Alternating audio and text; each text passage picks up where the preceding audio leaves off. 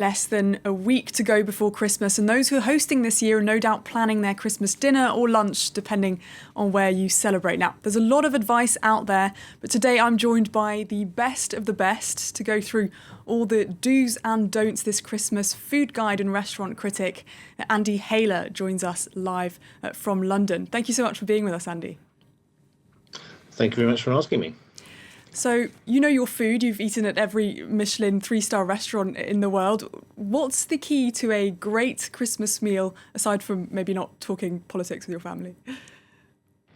Yes, very wise. Well, of course, the thing is to have fun, but I think you want to try for the best ingredients you can find. So, personally, I'm a big fan of the way that the French, for example, have capon instead of turkey for Christmas, because it just tastes a great deal better than turkey.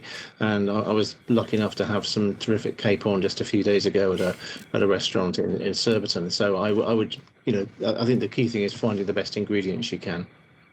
Are there any food trends that you've seen creeping into Christmas menus that have drawn your attention this year, particularly? Yeah, I mean, I think, of course, some people go for a very traditional Christmas. I think in general, in terms of sort of restaurant food trends in London, at least, I mean, I think there's a couple of things. I think, firstly, there's been a big move towards more sort of Asian influences and flavors. So you'll see in even a restaurant like the Ritz, which is incredibly traditional, you'll see dishes like a Japanese style chawanmushi savoury custard, in their case with truffles and so on. So you're seeing sort of more Asian influences, I think, and I think it also, in terms of restaurants, a little bit more sort of plant-based options than perhaps they used to be. I think 6% of the UK is now claims to be vegetarian, and 11% say that they'll only very occasionally eat meat. So that's sort of meant that for restaurants, they've got to offer a lot more in the way of plant-based choices. And of course, you're going to have some luxuries, like on the flying on the screen there, you see some white truffles and some black truffles. So certainly it's definitely the season for truffles at the moment. So that's a lovely way to add a bit of luxury to your Christmas. Now, inflation has been hitting households quite hard. Do you think good food has to be expensive, whether that's out at a restaurant or at home? I don't think it does, actually. I mean, one of my favourite restaurants in London is a place called Dewana Bilpuri, which is a little South Indian vegetarian snack place in Euston. And I think I can't remember exactly the price there, but I mean, you would be struggling to spend £15 per person there. And of course, it's vegetarian, so you don't have expensive, meat and fish dishes there. But the food's actually delicious, and it's actually really good value. So it can be done, but requires a sort of a bit more sort of imagination, I think. But I think you raise a good point. I think the food inflation in particular has been very high, and certainly in sort of the London restaurant scene, some of the more recent openings in central London are showing some astronomically high sort of prices, both on the food and on their wine lists. So I think people will try to look for alternatives and for sort of better value. And I think you can do that, honestly, mostly in the ethnic food sector. As I say, if you look around in sort of Indian food, Chinese food, Thai food, and so on, you can still find terrific high quality cooking at a fair price. It's a lot harder to do that in the sort of upmarket sort of European and French fine dining sector. You've travelled a lot and tasted a lot of food from around the world. Is there a country that, in your view, does Christmas food best? Well, I'd always go for France. To be honest, it's not just because this happens to be a French channel. I mean, I think the French is just the best cuisine, really, in the world. I mean, I love Japanese food, I love Indian food, but I mean, if it's for a special occasion, I'd always end up in France. I think somewhere in a lovely fine dining restaurant in France would be where I would start, and yeah, hopefully I would order a capon, and have that as my main course, because I think that's one of the finest meats you can possibly eat. So I've always had a big sort of love for France. And aside from the capon, what would be your kind of ideal menu? Well, I'm a huge fan of shellfish, so I particularly would love to have some langoustines.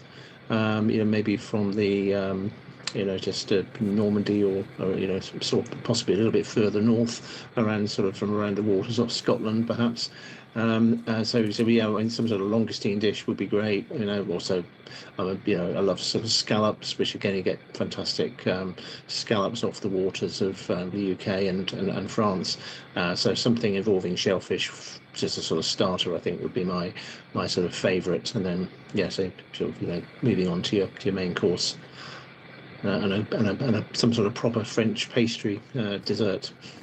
Desserts tend to be a bit of a controversial one, I find. I mean, the bûche here in France can be absolutely delicious, but it's not always everyone's favourite. I feel like the same thing goes for Christmas pudding. Any suggestions on a dessert that isn't divisive? Yeah, Christmas puddings. I'm not a huge fan personally. I mean, obviously some people really like them. Yeah, I mean, we were at home.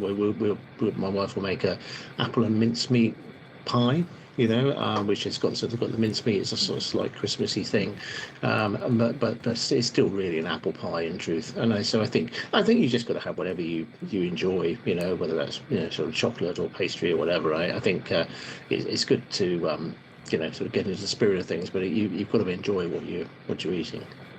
You mentioned earlier a lot of people moving towards vegetarian or flexitarian diet, or just trying to get rid of a little bit of meat. Do you have any kind of suggestions of maybe a staple or essential piece for a Christmas meal that wouldn't necessarily involve meat? Because I find that might be the kind of trickier thing there. Yeah, sure. I think there's a couple of things. I think for a start, I think celeriac is a lovely thing. If you can be done in you can have, instead of having a beef Wellington, you can have a celeriac Wellington, for example, as a sort of as a big sort of centerpiece dish. And I think also for vegetarian options, it's not strictly a vegetable because it's a fungus, but I'm a big fan of mushrooms, and I think a really top class mushroom, it's possibly a little bit late for seps, though I did have one just this week, so I think you're right at the end of the sep season. But the seps or porcini, it's the same thing, are I think a really beautiful and a sort of really nice big sort of sep can be really quite a sort of vegetarian centerpiece.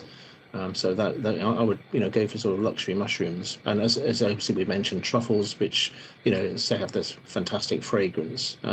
So I think you can enhance or enliven your dish with a little shaving of white truffle if you can afford it.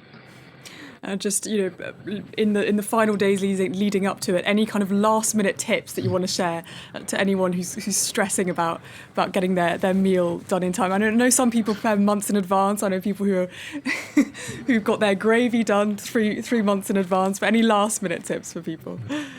Oh, look, no, I think you just need to relax. I mean, it's just something which, it's not supposed to be a sort of a stress test. I mean, you're supposed to be enjoying yourselves here. So I think it's very easy to get over, sort of worried about the doing some incredibly elaborate banquet.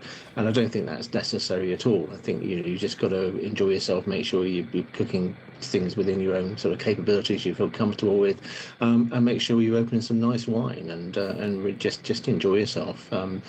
Don't worry about trying to impress others and so on. I think just relax and have a good time. And maybe get some help from the rest of the family as well, if you're in charge. Absolutely.